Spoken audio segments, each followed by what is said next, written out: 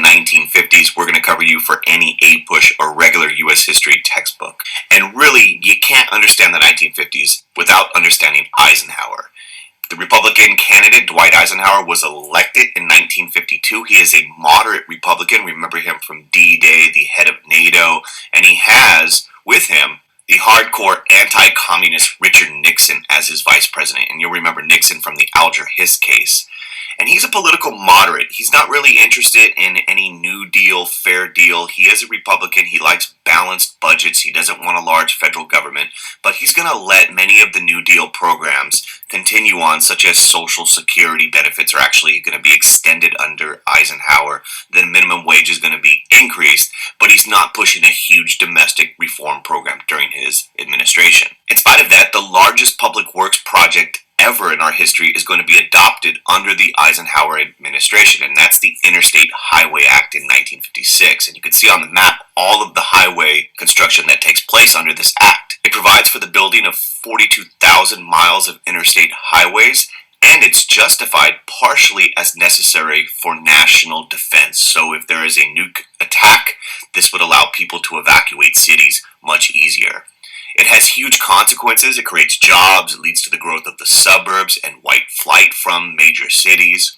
And it also allows for a more standardized American culture. As Americans are traveling further away from their cities, they want the conveniences of home. So, for example, you get the creation of McDonald's in the 1950s. It's important to understand the changes in society and the economics of the 1950s, and really the decade can be defined as pretty economically prosperous. There's a rise of the American middle class. There is increased social mobility as people are able to pick up their economic status. And it is the first time in history in which white-collar workers in America outnumber blue-collar workers. There's a transition. We are becoming a post-industrial society.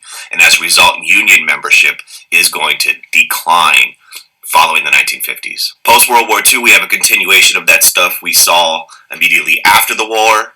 The move to the suburbs, you have the creation of standardized housing in places like Levittown. Important to note that African Americans were not allowed to purchase homes in many of these suburban neighborhoods. And of course, you have the baby boom going on in the 1950s as well. Credit cards are introduced in the 1950s. You always had the installment plan since the 1920s, but now you actually have that plastic where you could swipe, and this allows for an increase in consumerism. You could buy things you normally could not afford. And of course, the big hot item in the 1950s is the television, and it becomes a common household item. And once again, just like the radio in the 20s, we have this kind of standardization of American culture. People are all watching the same thing. Of course, anytime you have change, you have cultural changes, you're going to have tensions. In fact, the rise of television led to questions regarding the nation's morals and politics and all sorts of other issues, and we continue to have those debates today. Television glamorized the suburban life. You have shows like Leave It to Beaver and Father Knows Best, in which the white suburban family had this perfect little existence, and the woman homemaker is oftentimes celebrated. In fact, the cult of the domesticity is celebrated and reinforced in these television shows, as you could see in this scene right here. Mom stays home, bakes cookies, dad goes off to the office. There is examples of tensions in the 1950s you should be aware of. For example, at the end of the decade, Betty Friedan writes The Feminine Mystique, which is a harsh criticism of America's treatment of women and the cult of the domesticity, and it's really seen as the beginning of the modern women's rights movement. And in the 60s, you're going to see this movement explode. Rock and roll music kind of comes up in the 1950s. It's really out of the black community, but people like Elvis Presley bring it into the mainstream society, and many of the older generation did not like the moves of Elvis Presley and the messages they felt young people were receiving. You also have people like Marilyn Monroe. Playboy magazine was founded in the 1950s. People challenging this cult of the domesticity and bringing sexuality and challenging sexual norms.